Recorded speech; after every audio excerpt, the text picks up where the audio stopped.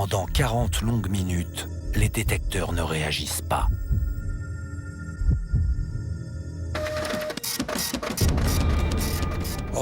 Et puis, brusquement, on a obtenu un résultat.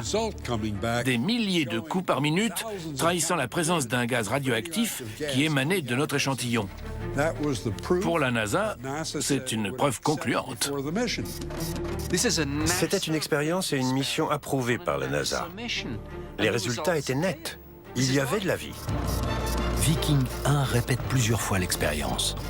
Toutes confirment l'existence de Martiens. Il y a bien de la vie sur Mars.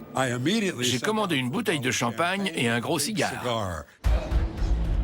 Mais juste avant la conférence de presse, la NASA demande à Gilbert Levin de minimiser l'importance de ces résultats. Elle m'a inscrit en dernier sur la liste des intervenants et m'a demandé de ne pas révéler que j'avais découvert de la vie sur Mars. Pourquoi l'information n'a-t-elle pas été diffusée? C'est peut-être une des découvertes les plus importantes de tous les temps. D'après la NASA, la raison en est simple. Les résultats obtenus par Gilbert Levin sont contredits par deux autres expériences effectuées sur les mêmes échantillons. Les spécialistes cherchaient des composants organiques caractéristiques de ce type de sol, et ils n'ont rien trouvé. Alors ils ont dit, on ignore ce que c'était, mais il n'y a pas de vie.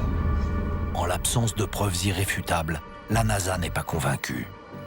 Elle a conclu, pas de constituants organiques, point.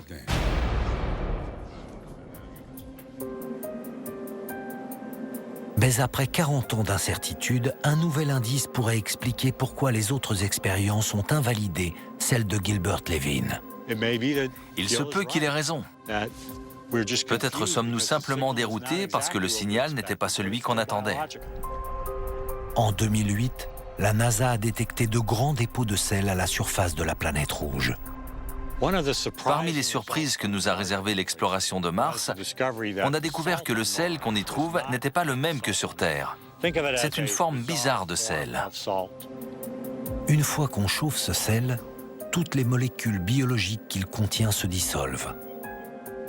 Or, les deux autres expériences menées par Viking consistaient à chauffer les échantillons afin d'en libérer des composants organiques. Donc même s'il y avait bien des formes de vie dans le sol martien salé, elles auraient été détruites. Le sel martien ne fait peut-être pas que masquer la présence de la vie. Il pourrait être l'un de ses ingrédients fondamentaux. Sur la Terre, nous savons que certains organismes ont besoin de sel.